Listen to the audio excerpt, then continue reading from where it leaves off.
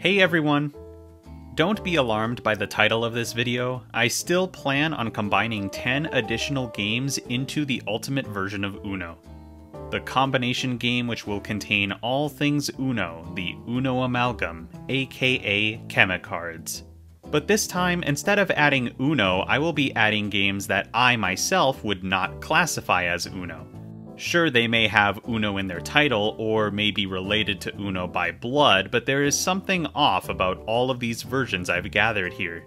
This is episode 8, by the way, so if you haven't already, be sure to binge the previous episode so you know what I'm doing here. Also, we're so close to reaching 20,000 subscribers, so please subscribe if you don't want to miss the cool tabletop game stuff I'm doing. Let's go! Wait! Before we begin, it's clarification time.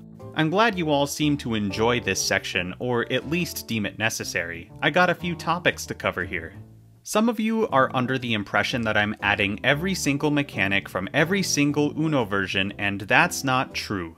I've gone over this before, but I'm trying to include at least one mechanic from each mechanically different version of Uno. But not all mechanically different mechanics. Like, I'm sure there was an uber-complex roundabout way I could have added some mechanics I've excluded in the past, but in general, if one single mechanic adds too much complexity, increases the production cost too drastically, or nullifies or removes other mechanics, then I may not include it. So, expect that. A lot of people have suggested I put text on the cards so there is less checking the rulebook, and I couldn't agree more. There was a poll a while back that revealed the true path forward as well. Here's my plan for the future. For sure, every unique wildcard symbol will include a text box on the card itself that will inform you what the symbol does. Perhaps some other symbols that only show up a few times will have this treatment as well. If possible, I'll be including rules cards that contain the rules for every modifier in the game, which can be dealt out so each player has one. Also, if possible, everything will be in the instruction manual, and I plan to have an online instruction manual as well. So, if more than one player really needed a copy of the full manual, they'd be able to access that digitally. All of this is just for convenience, so I hope you all appreciate the extra work that I'll be putting into the final game once I reach that part of development. I get a lot of comments asking questions about ultra-specific card mechanics and combinations thereof. One example of this being the tilt card, D4, discard pile, lock thing I covered in a previous episode. The solution to that scenario is really simple, but I got a lot of questions about it when that video first came out. All you have to do is topple the pile with the tilt card in it, draw 2 for disorganizing the pile, and then continue like normal. In all honesty, most of these detailed questions can be answered by not overthinking it, walking through the situation in your head step by step, remembering the rules of base Uno, or thinking outside the box like the example I just gave. That's to say, not all of your precise questions will be answered in the final instruction manual of the game. That being said, I do have to rewrite the entire manual at the end of this, and my goal is to be as clear and concise as possible with the rules and terminology. By all means, continue to ask questions in the comments because it will help me clarify things that may be confusing for some people in the final rulebook. Finally, a lot of people have asked for a wild card to be present in the game with nothing special about it. It's just a wild card. Okay. Sure. Also, here's the diagram of the 19 mechanics I added in the last episode. The first page of the diagram was getting cramped, so we're on page 2 now, lol. Clarification time over. I hope you're ready for me to not add Uno in this episode because I mean it, I won't be. Okay, let's get things started off with a return to one of my philosophies you may or may not remember. If the game doesn't have cards, it cannot be Uno, but that's just my opinion. Edition 71, Uno Dominoes, is one such version of Uno that qualifies for the amalgam, but in name only. As you can probably guess, there are no cards here, only dominoes. This really is just a domino game, but the regular Uno symbols are thrown in there because otherwise this would not qualify as Uno. Because this is a domino game, however, I think there is one mechanic that stands out amongst the rest, which can be translated into the amalgam: the dead end mechanic. Normally, this is just a special symbol that prevents you from linking any more dominoes in that spot. So, here's what it will do in the amalgam. The dead end card will basically be a stronger stop symbol. When you play this card, cards cannot be played on top of that card. It's that simple of a rule. With this wording in place, the only way to remove this card from the top of any draw pile is the wild clear card, just because of how that card works. While this mechanic is stronger than the stop symbol because there is only one card in the game that can counter it, the reverse is also true, as there is only one card with this mechanic tied to it.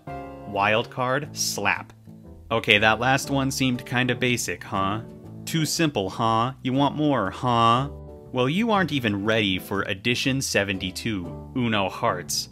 This is an old one, and also, this is not Uno, it's Hearts, a game that can normally be played with a standard deck of cards, except this time, it has a pinch of Uno flavoring, and suddenly it's a whole new game. The additions here are quite substantial, so I'm not going to explain the rules of normal Hearts in this video. Trust me, you don't need to know them to understand what I'm adding here. Many of these things will be slightly changed to fit an Uno game rather than a Hearts game as well, but you already knew that, right? Firstly, there are a few new wild cards getting added here. Essentially, every number 1 through 10 that doesn't already have a wild draw version of itself is getting one. So that means we got a wild draw 3, a wild draw 5, a wild draw 7, a wild draw 8, and a wild draw 9. These do exactly what you'd expect.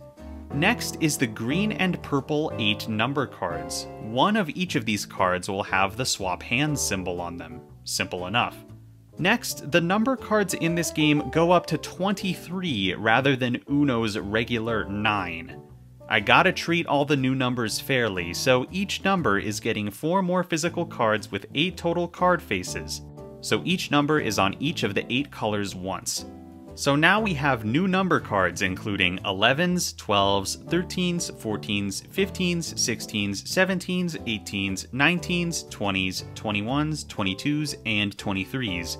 Meaning the amalgam's numbers go from -10 to 0 to 23, then to 50, and then to 99.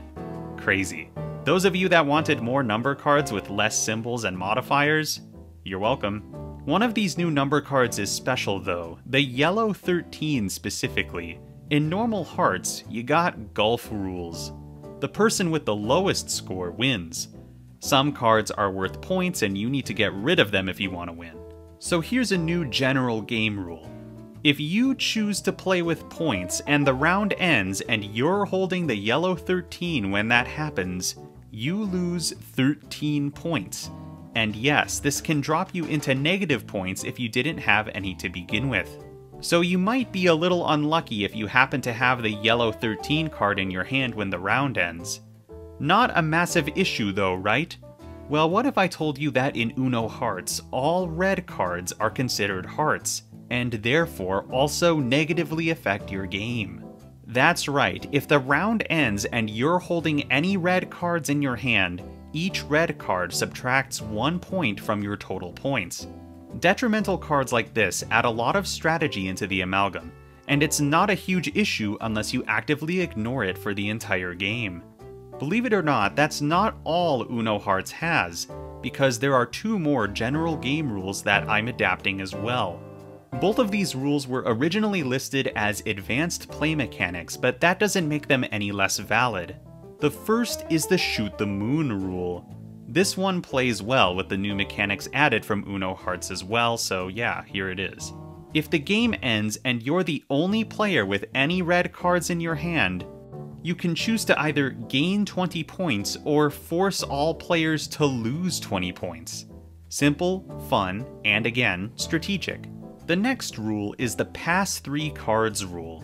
At the start of the game, before the first player takes their turn, all players must view their hand and choose 3 cards from it to give to the player on their left. Basically, give your 3 worst cards away and you receive the 3 worst cards of the player on your right. Just another layer of strategy and complexity. Okay, that's all, for real this time. Geez, Mattel might as well make their own deck of cards if they're going to rip off other standard card deck games. Oh wait. Edition 73, Uno Wild Twists Playing Cards. This is literally just a standard deck of playing cards, but there are some wild cards thrown in. That's it. The instructions for this thing are so lame as well because they don't teach you how to play several games that they mention by name and just tell you how the games will be different now that wild cards are in the deck. There isn't much that's super Uno friendly here, but there is something. The Wild Red card. This is a color exclusive wild card, much like the Wild Block from Uno Stacco. The Wild Red card will function the same, except it can only be played on red cards. There's also a Wild Black card, but that's just a normal wild, so no need to include it. There's a lot of repeating mechanics in Uno Wild Twists. I won't be including the Wild Spade, Club, Heart, and Diamond cards because they would function the same as the Wild Number cards effectively, which already exist, and I'm not going to add a cam if I don't have to, so the Wild Red card is all that's getting added here.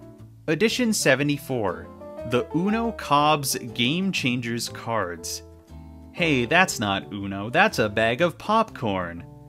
Apparently this popcorn company in Australia partnered with Mattel to create a new set of 13 cards, notably not a complete game, which could be inserted into any normal Uno deck. How convenient for me, but how random on Mattel's part. There are a few mechanics here that have already been added by other versions, so I'm just going to go over the ones that Cobs actually adds. Some will be placed on wild cards while others are color-exclusive mechanics. Yay! The Everyone Draws 2 card will be a color-exclusive red card. It forces everyone to draw 2 when played, including you? The Wild Face Up card forces all players to play with their hand fully visible for all players when played. This effect only lasts for 1 round. Wild card Slap. The Wild Draw 4 Discard 4 card forces you to draw 4 cards and then discard 4 cards when played. Discarding the 4 cards functions like a refresh, so effects are not triggered when you discard the 4 cards. Wild card Slap. The yellow color-exclusive Sharing Secrets card forces you to show your hand to the player with the fewest cards when played. The green color-exclusive Deflect card functions the same as the Superstar card. Super powerful. The Wild Shuffle 'em Up card forces all players to discard their entire hand and draw the same amount of cards they discarded from the discard pile. Everyone gets a hand refresh. Wild card Slap. The blue color-exclusive See the Future card allows you to look at the top 5 cards of the draw pile when played. The red color-exclusive Silence is Golden card forces all players to not talk when played. The first player that does draws 4, and then the curse is broken for all players. The Wild Exclusive Popcorn card gives you exclusive access to the bag of popcorn, which you apparently have. This only lasts for 1 round when played. Wild card Slap. Finally, the green color-exclusive Popcorn Hog Draw 2 card forces the player who last ate popcorn to draw 2 when played. I can see the Amalgam has a very steady diet of pizza, popcorn, and chocolate. Very healthy. Thanks for the crazy cards, Cobs. I appreciate it. Edition 75. Yet another popular request for a cameo appearance. Phase 10. Yet another game published by Mattel that has no Uno mechanics in it, and the box has the funny, "From the makers of Uno" thing in the corner. Obviously, this game is not Uno, but I think there can be a fun way to include one mechanic from Phase 10. The Wild Run card, as I'm calling it, when played, allows you to discard any number of cards as long as they are in sequential order. So, when you play this card, you could theoretically discard a 2, then a 3, then a 4, then a 5, and so on, until you can't play anymore. Effects are not triggered from these cards. I think that'll be all for Phase 10. This is a cameo after all, and I don't want this game to have 10 phases. Edition 76, Uno Bingo. I cannot believe this is real. This is literally bingo with a few Uno mechanics sprinkled in, much like many other obscure gimmicky spin-offs. I'm not including a stupid bingo board in the Amalgam. There are 3 dice in Uno Bingo, so here's a very unique wild card to represent how the dice are used in this version. The wild Uno Bingo card allows you to roll the d8, with each side of the die representing one of the 8 colors in the game. Then roll the d8 again. This time you just need the actual number on the die. If you happen to have a card in your hand that matched the number and color of your dice rolls, you can play that card as an extra action. Wild Card Slap. I know this is a weird and lame one, but this is literally the most gameplay I can get from a literal bingo game. The next one, Edition 77, is Uno Wild Tiles. No cards? Not my Uno. Mattel keeps coming up with new ways to sell the same game in a different format without even having a movie tie-in involved, and this is just obnoxious, honestly. Still enjoyable, though. Everything from base Uno is here, except it's in tile form now. Ooh. And even the special rules here are already covered by other versions, except for one. The wild All Pass 2 symbol forces all players to pass 2 cards from their hand to the next player in the turn order when played. Wild Card Slap. I'm kinda surprised how many game boards there are in these various Uno versions. They show up more frequently than they should. I'm only saying this because I know this will not be the last game board I ever talk about. Remember Uno Dice Game? Well, Edition 78 is very similar in the game component side of things. Uno Dice, circa 1987, is essentially Uno but with dice. This is actually how I imagined the other Uno Dice game I covered would function. You roll dice to match colors and numbers, blah blah blah. What's going on here? Well, in Uno Dice, having more dice is actually beneficial to you, unlike in normal Uno where more cards equals bad.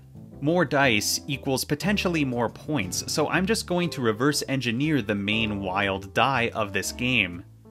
The new Wild Play 4 symbol forces you to draw 4 cards when played. Then you get to play 4 cards in a row, and all of the effects on them do indeed trigger. This can be an excellent combo card for all of you big-time strategists out there. Wild Card Slap. While we're on the topic of Uno Dice, let's talk about Edition 79, Uno Dice Game. Again. But this time, it's the canned version. For real, this packaging is great. It makes me want to drink the Uno. Believe it or not, this version has almost nothing new. The only way I can get a new mechanic out of this one is if I recontextualize one of the game rules and turn it into a wild card. During your turn, as your action, play the wild reroll card in front of yourself for all to see. The game continues like normal. From that point on, if you encounter a scenario where you are unable to play cards during your turn, you can choose to discard the wild reroll card as your action, and then do a full hand refresh. Just like other hand refresh mechanics I've talked about previously, you discard all cards in your hand and then draw the same amount of cards from the draw pile. You'll have to let me know if there are any other Uno Dice games in the comments I should know about, because I didn't realize there were at least 3. For the final edition of the video, I have Edition 80, Luck Plus, yet another cameo game, whoop whoop, from the makers of Uno and a card shedding game, fit for a cameo. There are 2 small things I want to add from Luck Plus. The first of which is a set of Transfer Plus cards. And these will be transformed into a modifier and placed on a few yellow cards specifically. When you draw one of these cards, you get to take any cards of your hand that match the number of the Transfer Plus card and give all of those cards to another player of your choice. The Transfer Plus card itself remains in your hand. Onto a few yellow cards it goes. Next is the Doubles card, a blue exclusive card. When you draw this card, from that point on, at the start of your turn, you must roll the d6 2 times. You can only play the Doubles card when you roll the same number twice on your turn. Otherwise, it's stuck in your hand, hence the name Doubles. And that's 10. That was a lot of interesting and unique stuff there, huh? Don't worry, Cameo fans, there will be more before the end of this project. The rules document is getting quite long, huh? Well, expect it to get longer from the content in this episode in the near future. There are fun links in the description, so I encourage you to click them.